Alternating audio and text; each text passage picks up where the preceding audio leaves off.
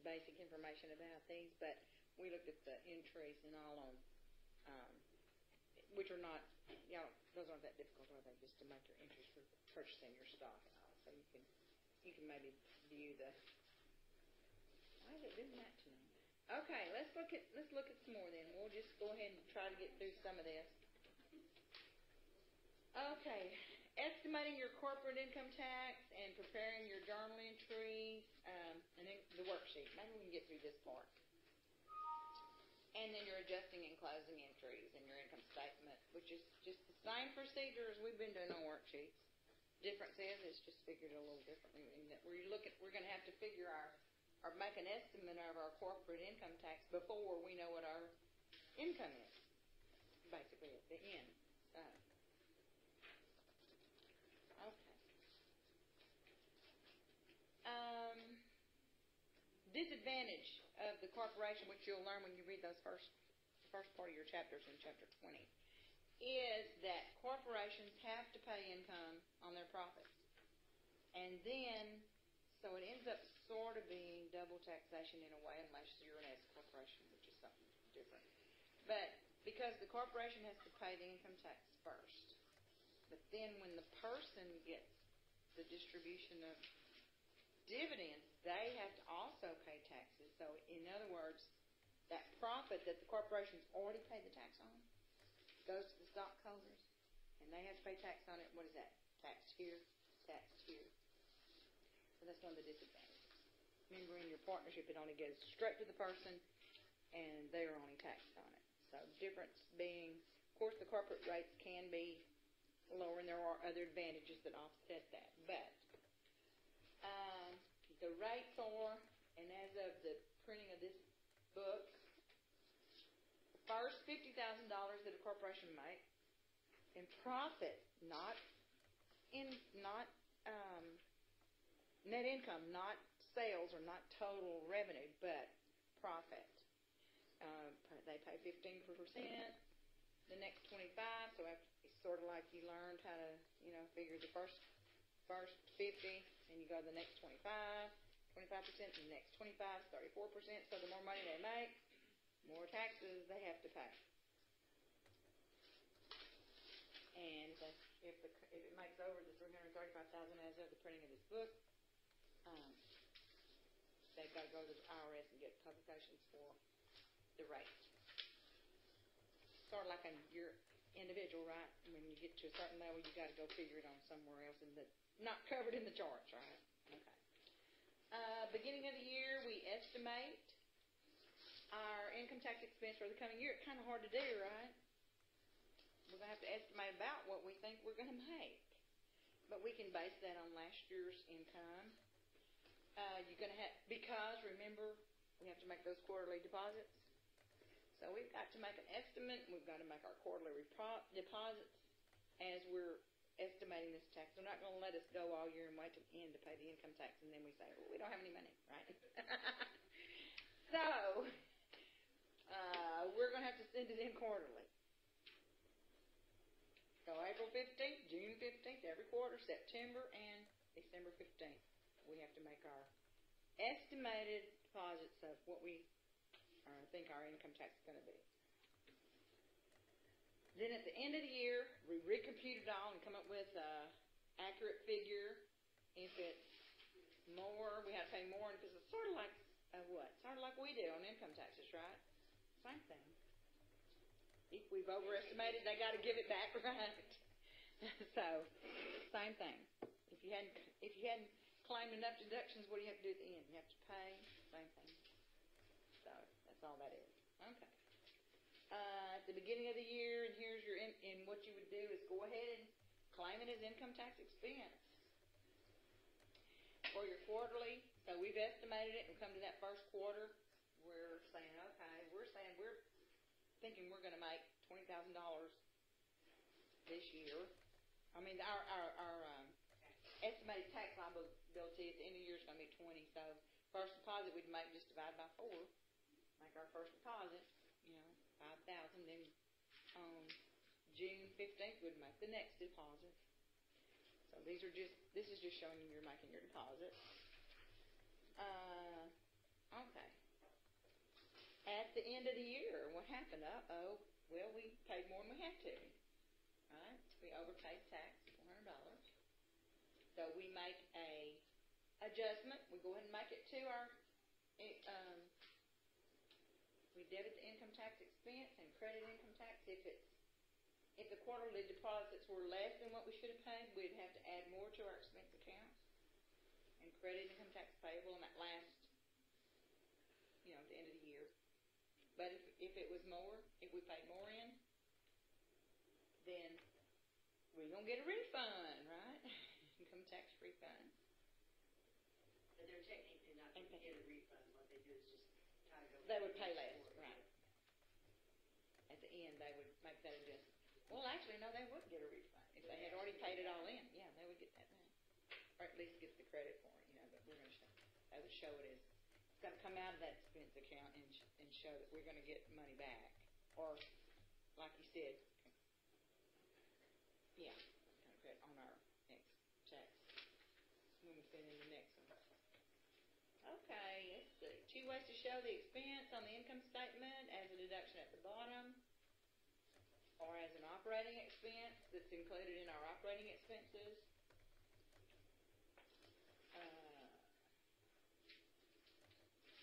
Income reported on your financial statements will not usually match your taxable income reported on the income tax return because they have different rules. And so, remember some of the things we had covered in the tax laws, on the taxes showing, well, like when y'all figured something, we had to use the income tax method versus the other method, and on trade-ins, on things like that. So the books and the tax reports may not match. So you got to have 2 sets of reports. Okay. All right.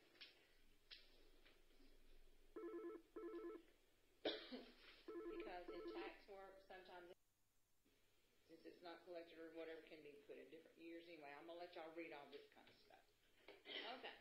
Let's look at the worksheet. Looking at the worksheet, how is it different? No different. They're almost exactly alike as you did for your sole proprietorships.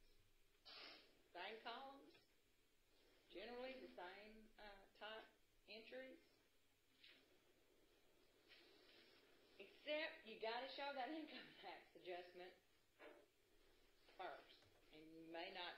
And it's really before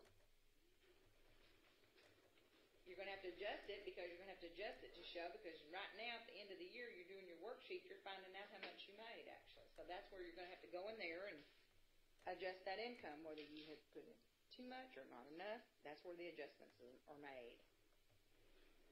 All right, so let's look at it. Okay, so in the income statement columns, before the adjustment, you total your income statement columns before you make your adjustment for your income tax.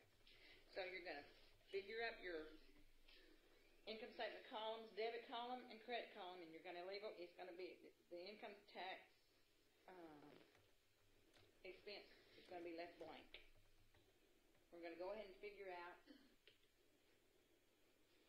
the net income before tax.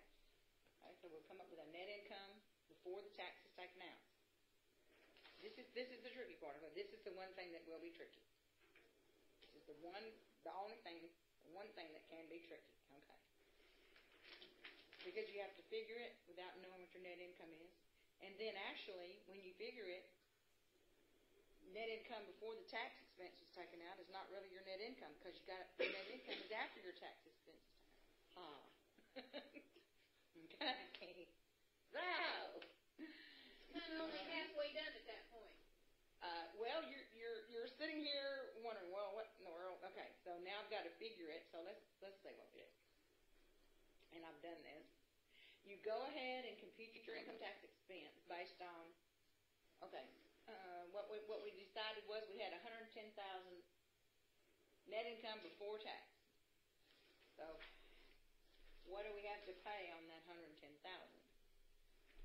Well, the first $50,000 is at 15%, right?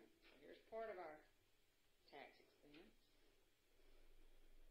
We had another 25, right? Because now it gets us up to 75. The next 25 is at 25%. The next 25 is at 34%. Still haven't got to our total, right? Then we had 10,000 above that at 39%.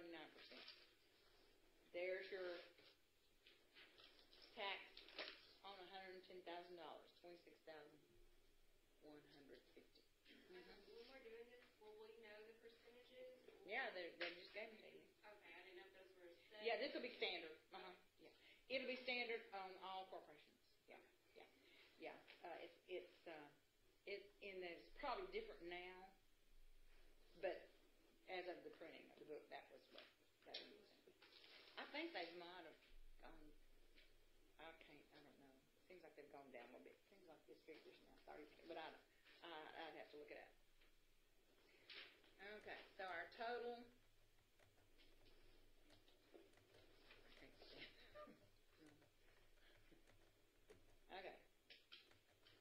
Okay, so our total, we just figured it, right? We took that number, we figured it. 26,150. Okay.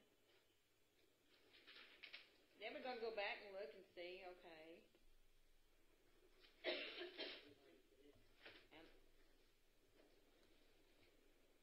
How much we put in. Is this talking about the same company? That didn't make sense to me. He's talking the same company. So he actually had 110,000, and he thought he was going to. Well, no, he's pretty close, wasn't he? Because it was 26.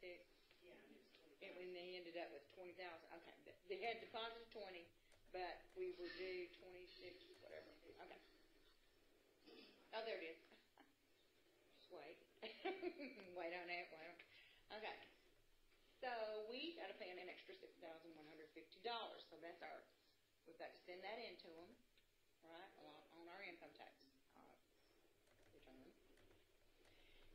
And we record this adjustment that we just discovered in the adjustments section of our worksheet. So in our adjustments column, we will have a income tax adjustment